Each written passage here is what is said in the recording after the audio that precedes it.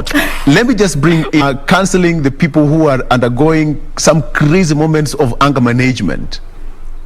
So Councillor Rose, she's not so much of a quack as she was quacky, I would say. And yes. She's really interesting because she tells us at the beginning that she's been trained by the Kenya Institute of Therapy, very serious therapy. Yes. But at the same time, she brings in all these elements of Reiki, meditation. And I think a lot of counselors do that nowadays. They have a body of knowledge that they tap into to try and reach their clients. And Councillor Rose does it very well. I think a part of Councillor Rose is my mother. My mother has been a yoga teacher for about 40 years and is in meditation and all of that. So somehow, as I was writing Councillor Rose's character, that side of her personality came out. Therapy is something that people are so frightened of, and yet it is something that so many of us need. And so by demystifying therapy through this and by making her so approachable and so fun and so quirky, what I hope is that it will encourage people to talk about their problems. Exactly. That a problem shared is a problem halved. And I think that's true. And before, we used to have systems in societies, particularly in rural settings, where we would talk as community. There you have it. That's a legend, Eddie Kimani. And that is the quirky counselor. Councillor Rose. Okay, yeah. And from there, that's a Zoom setup. Yeah. It's interesting with the, having this kind of. All right. No. Who is that? Mercy Muticio. That is Mercy Muticio. Martina Ayoro. Yes. How was it working in this kind of production? Oh, it was really fun. Right. It was really fun. So what we did is every day, one actor would have their day, and we'd just solely be filming them. Yes. And then in the back, we'd have like the rest of us reading the script out, so that they wouldn't get off cue, So it was really funny because we'd have to. I think that the sound was edited post-production. Yes. But we'd basically read our lines, and then they'd respond like it's an actual session. But it wasn't like it's like how you and I are speaking, and you have the people behind camera. So imagine if they were reading the lines to us and we were just having a conversation. I found that quite interesting. Exactly. Right. It's an interesting, we still have got lots much to milk out of this film because one, why were you given that name, Sarah Obama? I will still have to ask you that. We all know who Sarah Obama is and of course the kind of role that you're playing. And at some point in the film, guys appeared to be off the Zoom and guys were just doing their personal stuff and all that too. Was that intentional? And how, in terms of film and art, was it significant? Let's talk about much more when you come back after this particular break. We still have Sarah Obama here. Yes, Sarah Obama. No. Tana, Kioko. We'll be right back. Okay.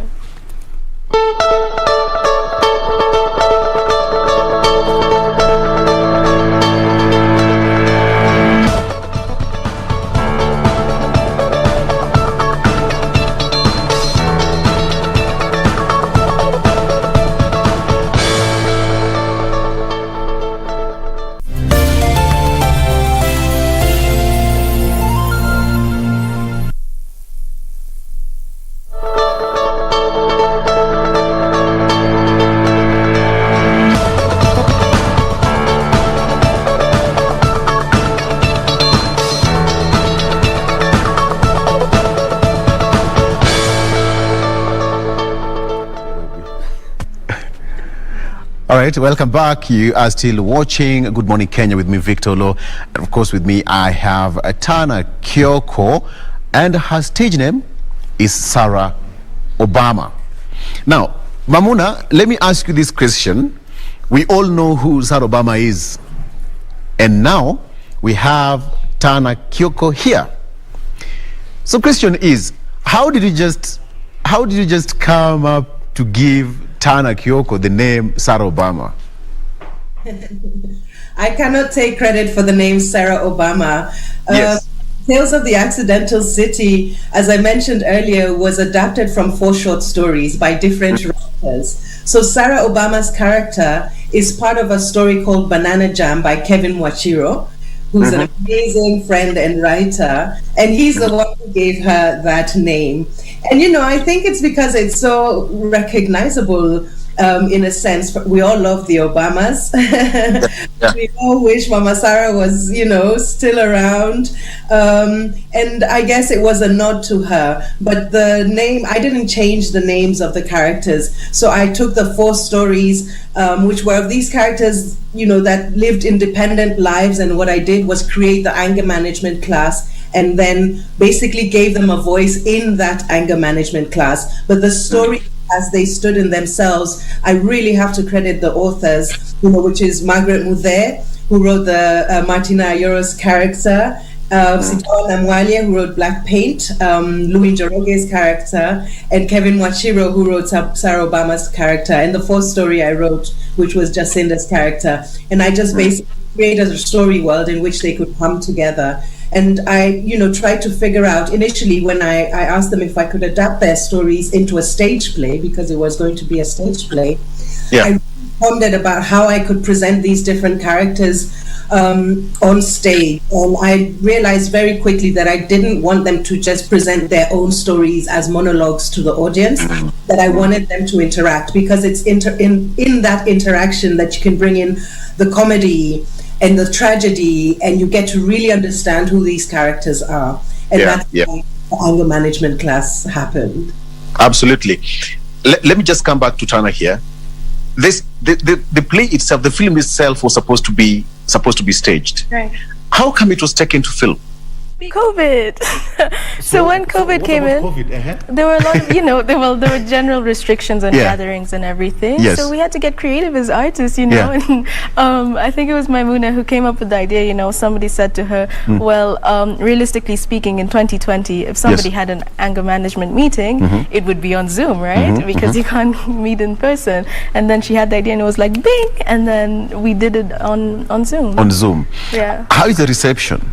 Well, so far it's really fantastic. I mean, we were in the New York Film Festival. Right now we're doing rounds in the Durban Film Festival. I mean, it's really fantastic, and I think a lot of people are drawn into it because we're so familiar with Zoom now, and it really hits home when you see that. Yeah, and it seems like most people and most filmmakers, producers, and creative world is now getting creative in terms of we cannot get into the real location and do a proper film with a complete crew. Now we are now shifting to things like Zoom right now. Where do you see the future of film? Wow, where do I see the future of film? Well, everything is always changing, you know. Where film was today isn't where it was 10 years ago. Exactly. So in the future, well, I'd have to say we can only get more creative, as technology changes, you change with the technology and you see where that takes you. Yes. Tell me about your character. Sarah Obama. Yes. Okay, let me get into the details. So this girl, Tell me about Sarah Obama. Yeah. So Sarah Obama is this character, and she grew up in the slums in Sinai. Yes. And then she moves to Nairobi, and she's just trying to make more money and everything. But she's had a really rough life, and she's just trying to get by. Actually, in the play, she's not even in the Zoom meeting. In the Zoom meeting. Yeah, right? That was meant to be a stage play. She's not even like meant to be in the meeting. She just comes into the call because she's drawn into it. And I think there's power in healing, because that's why she's there. She meets Counselor Rose, she meets Mr. Njoroge, she meets Diana, and she sees all these people that are in the same city as her, but they're experiencing so many tragic, sometimes traumatic incidences, and she really identifies with that, because Counselor Rose comes in and she encourages you to heal. And when you talk about something, it really does bring a sense of healing. And I think that's why she decided to stay on the call, because she knew in her own life she was struggling in her own ways, but she felt the need to heal and to grow from that. And I think that was very powerful for me. So that's how I identified with the character. Absolutely. Right. Maimuna, from that description of Sarah Obama, when the film was going on, at some point all the characters appeared to have left their Zoom calls. They disappeared, and we could see each and every person was doing his or her own thing. What was the intention of that? It came out as a comedy. Yeah, I mean, it had multiple intentions. On the one hand, often when you are in these kinds of Zoom meetings, there's always we always go on TV. So I wanted it to be realistic, but also was a very critical opportunity to show the world that these characters inhabit. Because if not, as it's a Zoom call, all you see is them facing their computer screens, or in the case of Sarah Obama, her mobile phone. There is no their background, the background, paying a lot of attention to that to make sure that that tells a story about them. But then I wanted other characters to come in. I wanted to give the viewer a break from that static image. And there's a lot. That break moment in the break, you see Louis Njoroge, for example, going outside to take his tea. And one of the things that Louis tries to pretend is that he's a real man of the people, of stuff. And then you see that he lives in this beautiful, which he insists is a cottage, not a mansion, even though Jacinda keeps prodding him and telling him that, you don't understand us, you this mansion, you have options, unlike many of us. During that break also, Martina Ayoro's character, Diana, her daughter comes in and we see some interaction between them. It was really to humanize her, for you to see her as a mother, because in the film, essentially, she's in the anger management class because her daughter was kidnapped when she arrived in Nairobi. And when she finds her, she's so angry that she throws a stone at the kidnapper and blinds her in one eye. So I think it's important that we be able to see that child.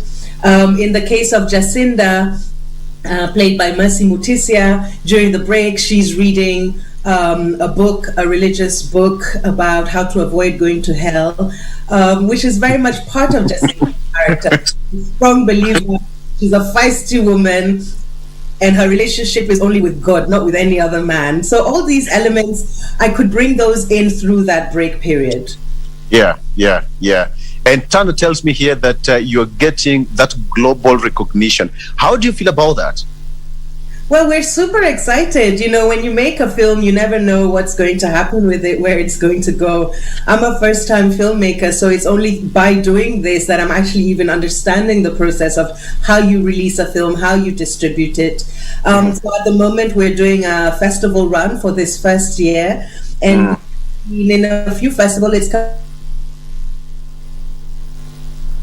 currently showing at awesome. And it's been in the San Francisco International Film Festival. It'll be at Bilbao in Spain next. So really, the festivals is an opportunity to talk more about the film, to bring it to different audiences.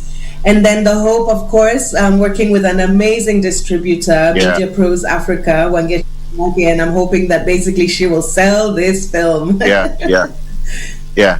Okay, just hang around. Let me talk to you, Tana. Are we a stressed nation? Film itself. A stressed nation? Yes. Definitely. Have you watched the film? Everyone has their own problems. Like Kila Mucha Konashida Zake. Yeah, you just deal with yours. Right now, if you step on somebody's toe, that's when you know that somebody's angered. Yeah. So I'd say, it is reflective of that, and people trying to deal with the anger. They're like, in the beginning you have everybody asking, where do we pack this anger, what do we do with it, we're angry, So it does reflect that. How is it working with people like Eddie Kimani? Oh, Eddie Kimani. Yes. Could you elaborate? Njoroge? Mr. Njoroge. Mr. Njoroge. What? He's one of those guys who've been in the industry for quite some time, and now you're coming to share that platform with him. His personality.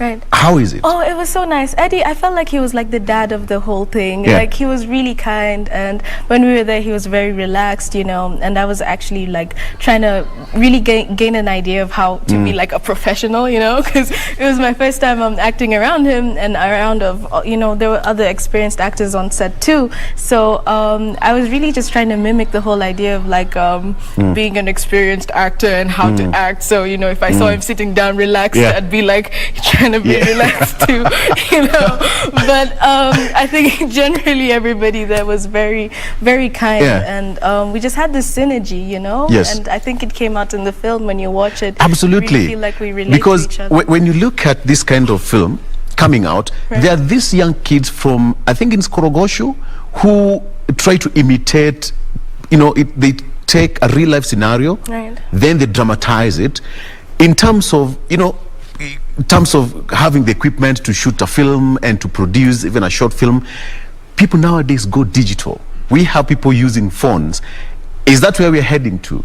Yeah, of course. I mean, like, for me right now, I'm taking film production and directing as my main course, right?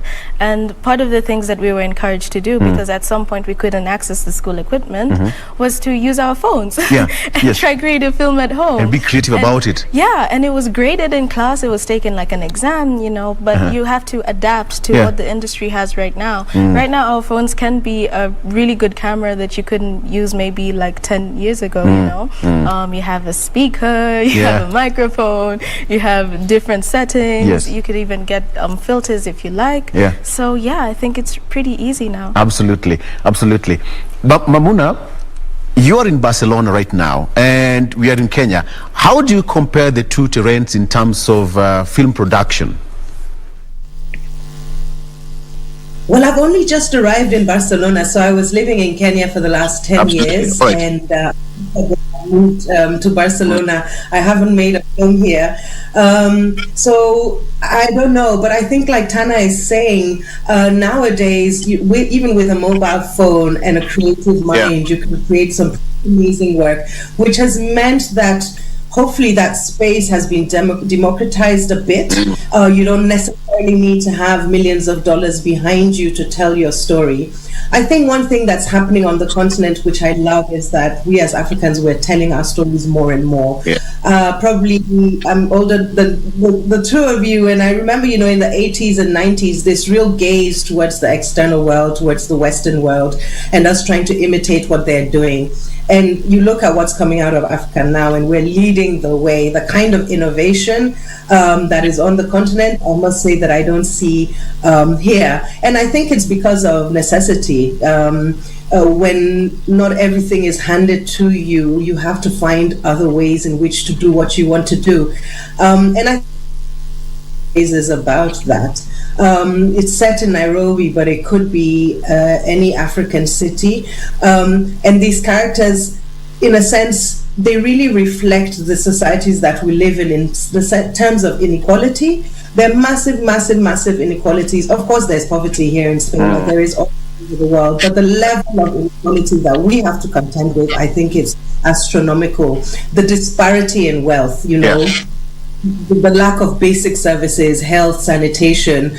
So it forces people to innovate, it forces people to find their own solutions to their problems, which is great on the one hand, but I really must say, I wish our government did more.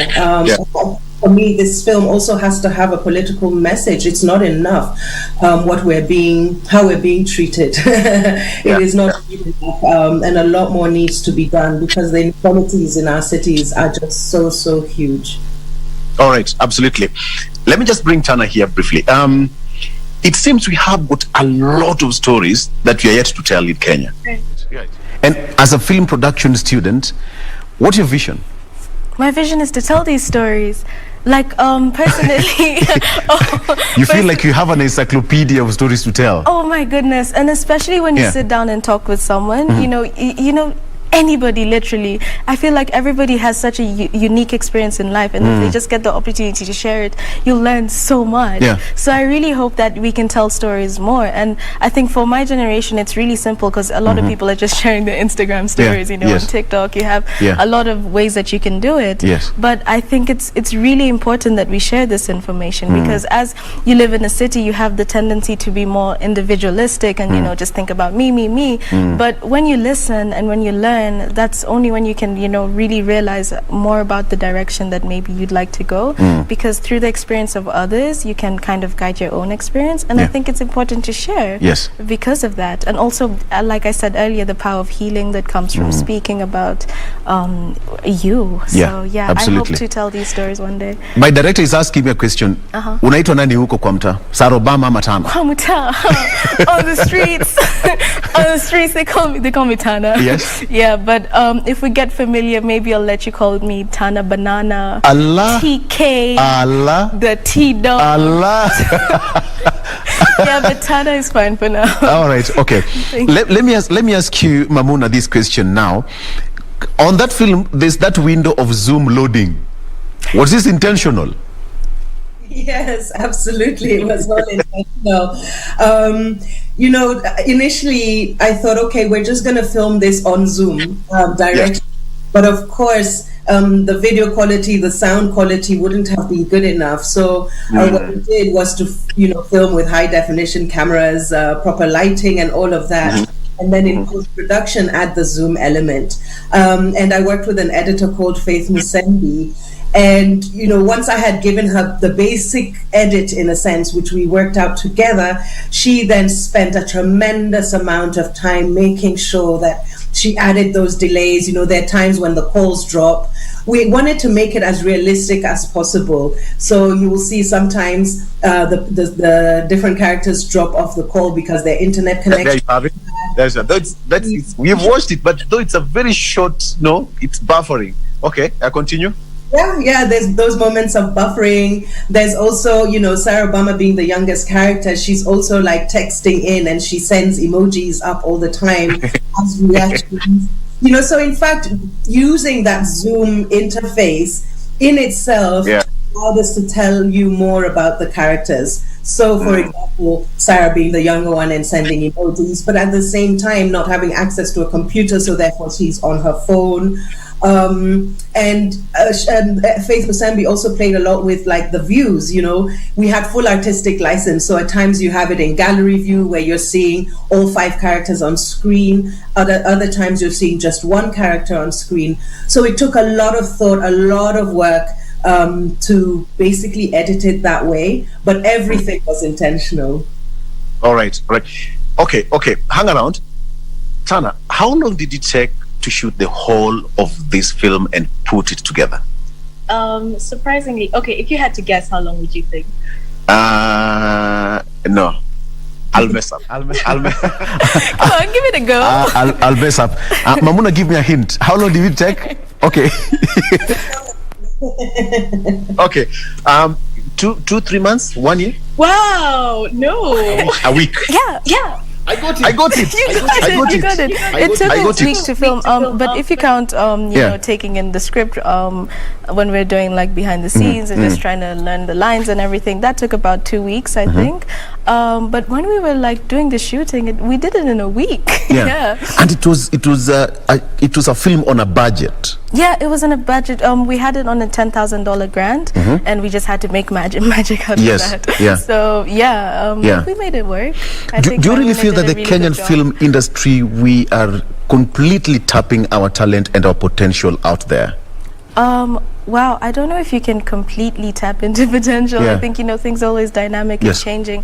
But I definitely think it's growing exponentially right now. There's just so much content that's coming out with new creatives everywhere.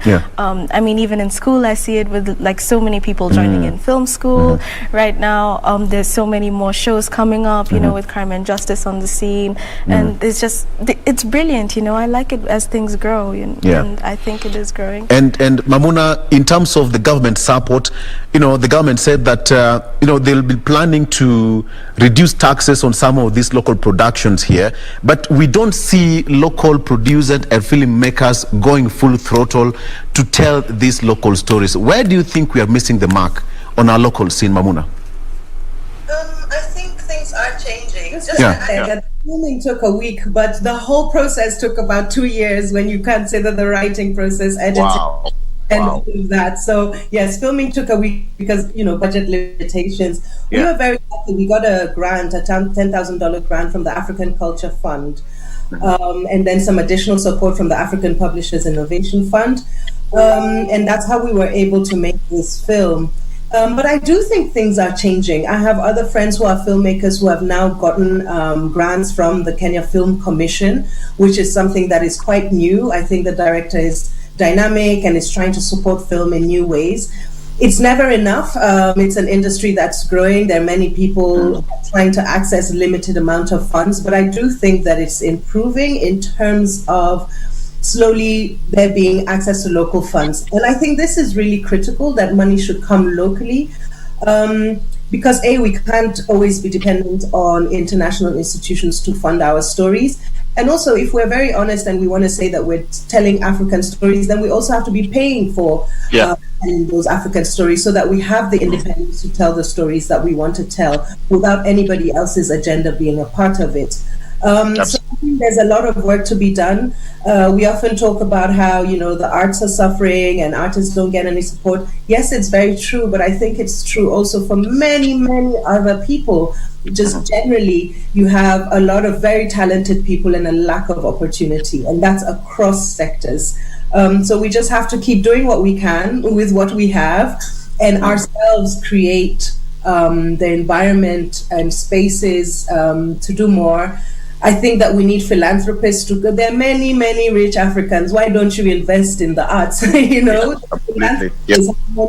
artists are supported in other parts of the world.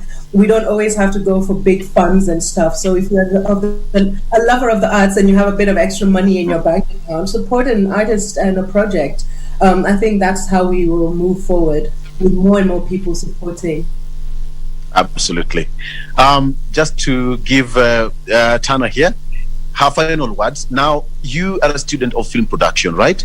And we have got young, budding, talented Kenyans outside there. Like you, how would you tell them? What would you tell them outside there? Because, the world is quite big and they have a lot of potential to tap into. Right. Yeah. Well, I tell them not to give up. Yeah. Definitely. I think that's the most important thing, is just keep pushing and keep your dreams like at a arm's length reach away, because focus on it. And just believe in yourself and believe that you can try. Like, I know it gets difficult, especially in the arts industry. You could get discouraged, but I think if you dream about something and if you're consistent about it, then it's really going to be, it's possible for you to get that dream. Absolutely. Right. Absolutely. Okay. Maimuna, your final words in 20 seconds. If you can do it, do the Mzungu way, 20 seconds.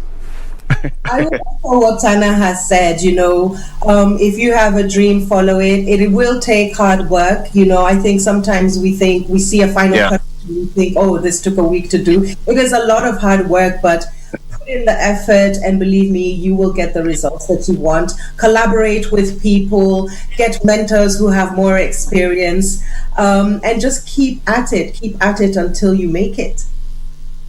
Okay. So what should I expect from you? Any more film coming up? Let's see. I have a play in development called Watano. Give us a hint. Yeah, this play in development called Water No Get Enemy, which is a nod to Fela Kuti. And it's a big musical. This one, I don't want it to be on film just yet. I want it to be on stage with exactly. 100 people. All right. So working on that. Maimuna, I'm a very big actor here in Kenya, and I can act Obama. So when you have a role, give me a role. Okay, thank you so much, Maimuna. Thank you so much, all the way from Spain. We really appreciate. Keep on doing that good job outside there, and please just keep on raising that Kenyan flag wherever you are. We are proud of you. Thank you so much. And Tana, Kioko, thank you so much for coming on the show. Anytime. Thank you for having me. It's an amazing. And guys, go out there and watch Tales of the Accidental City film. It's an amazing, it's a comedy. You'll just sit there and look out for Kioko here. All right, let's take a break. We'll be right back. Have a good morning.